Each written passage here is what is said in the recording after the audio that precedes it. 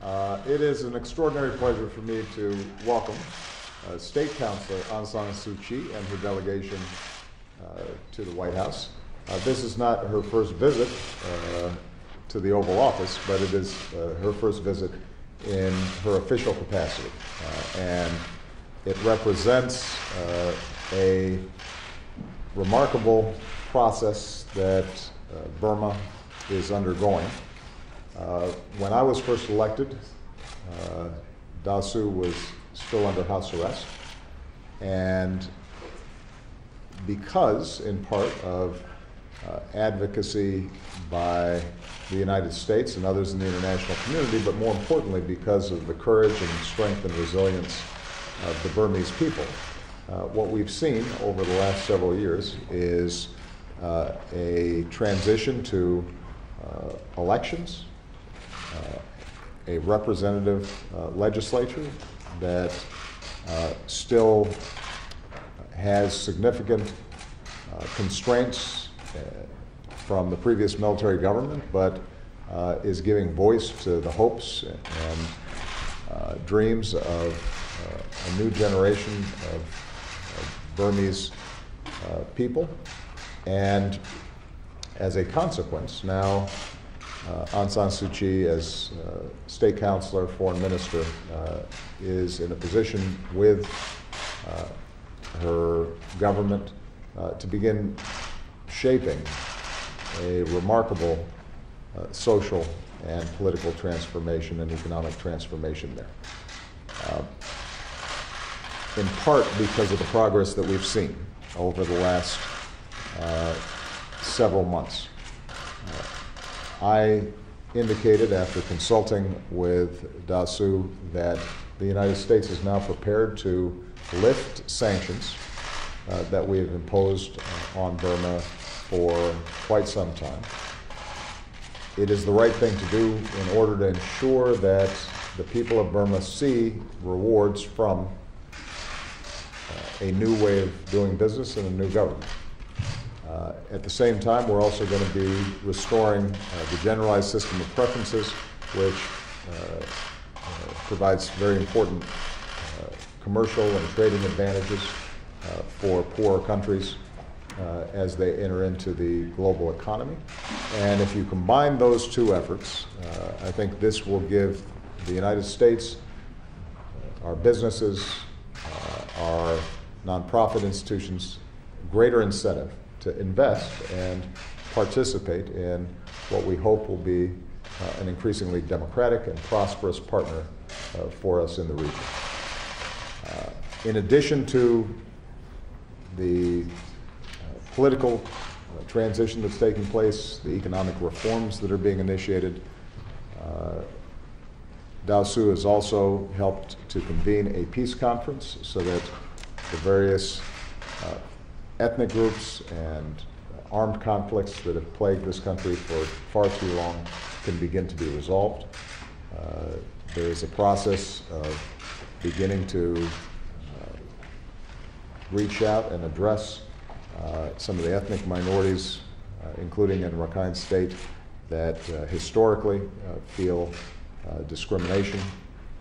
And so there is a broader process of transformation, reconciliation, and hope that has emerged in a country that for decades was burdened by a military dictatorship and closed off from the world. And I can tell you that when I visited as the first U.S. president ever to travel there, I could see the enormous potential that was about to be unleashed, and nobody represented that better than Aung San Suu Kyi. So we are very hopeful about the future.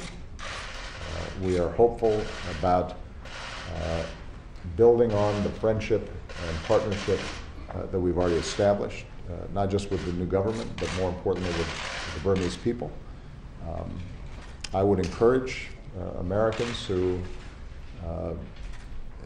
have the opportunity at some point to travel to Burma to do so. It is a beautiful country with a rich culture, wonderful people, and think, if I'm not mistaken, there's a very welcome tourist industry that is developing. So we look forward to partnering with you, Madam State Councilor, on a whole range of issues, and congratulations on the progress that's been made. It is not complete, and I think Daw Suu is the first one to indicate that a lot of work remains to be done, but it's on the right track. And if you had predicted 5 years ago that Aung San Suu Kyi would now be here sitting as the duly elected representative of her country, many people would have been skeptical. But it's a good news story in an era in which so often we see countries going in the opposite direction. Thank you. Well, I need hardly say that I'm very happy to be here, because this is an opportunity for me to thank all the people of the United States who've helped us along our democratic struggle. It's not yet at an end. We have reached a point where, as President Obama said, people did not expect us to reach 5 years ago, although we were quite confident that we'd get here. But now we have to go ahead. There's so much that has to be done in our country. And our party always said that the most important thing was national reconciliation and peace. In my country, fighting has been going on for decades. Ever since we became an independent nation, we've never known a time when there was peace throughout the country. There was always fighting going on at some time or some place or the other. There are officially 135 ethnic groups in our country. And to keep them all united and keep them all to one purpose is not an easy matter. But we think that we can do that. We think that we can do that because what all of us want is a truly democratic federal union. A union in which we can create true strength out of diversity, in which we can celebrate our diversity as our greatest resource, our greatest richness. We are trying to do that now, and we are grateful to all our friends, of course, the United States more than included, who've been helping us in this process. But unity also needs prosperity, because people, when they have to fight over limited resources, forget that standing together is important. So we want to develop our material resources. We want to make sure that our people are better off materially in order to strengthen our political initiatives. It's not just a peace process, it's also the commission that we have formed, headed by Dr. Kofi Annan, to look into matters in the Rakhine State.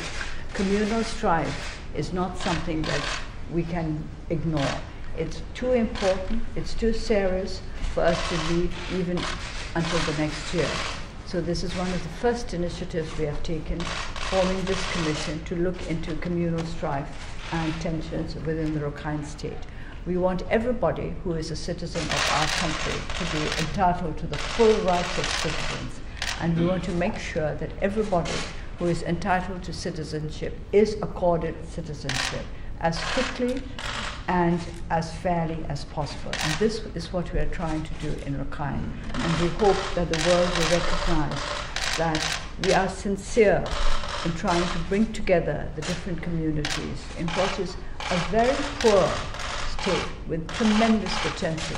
If we could all come together to help them to develop this potential and to eliminate the poverty that so destroys their unity, I think it will be helping not just one country, but the world at large, by proving that divisions can be overcome, that we can create unity out of diversity, that we can put aside suspicion and misunderstandings and come to an agreement that we can all progress together.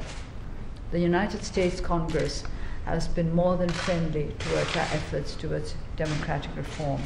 And over the years, they have done many things for us, and as you all know, sanctions have been one of the many steps they took in order to push democratic reforms in our country. We think that time has now come to remove all the sanctions that hurt us economically, because our country is in a position to open up to those who are interested in taking part in economic enterprises. We would like to invite all of you to come to see our country, to see why you should invest there, and see how you can invest there in such a way that you will benefit from it as much as we can. I've always said that I've no use for businessmen who are incapable of making profits. So I expect you businessmen to come to our country to make profits so that they can make profits for us as well. If you can't look after yourself, you certainly can't look after other people. So we are very interested in successful companies, successful business enterprises coming to Burma, to looking around, and to making new use of the opportunities open to them. Our new investment law will be adopted by the legislature quite soon, we hope within the next few weeks, and what with the lifting of sanctions and the new investment law, which I hope will be very attractive to many people all over the world, we think that our country is in a position to take off. But for us, economic development is just part of the democratic process that we want to encourage in our country. There's still a lot to be done. We have a constitution which is not entirely democratic because it gives the military a special place in politics. I am personally very attached to our military because the army was founded by my father. And I want our military to be an honorable institution, loved and respected by the people, and capable of protecting and defending our rights and our honor in this world. But we do not think that politics is a place for the military.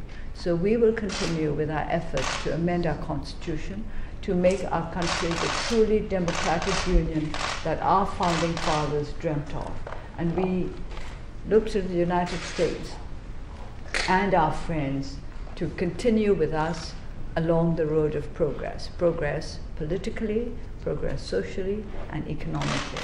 And we look forward to the day when we can say that we too are in a position to help those less fortunate than we are in this world.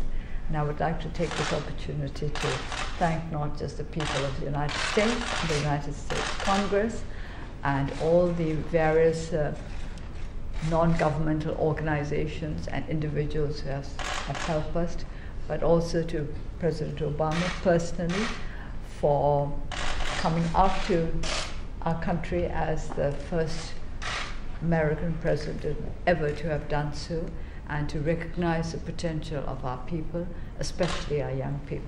Thank you. Thank you so much. Thank you. Thank you, everybody.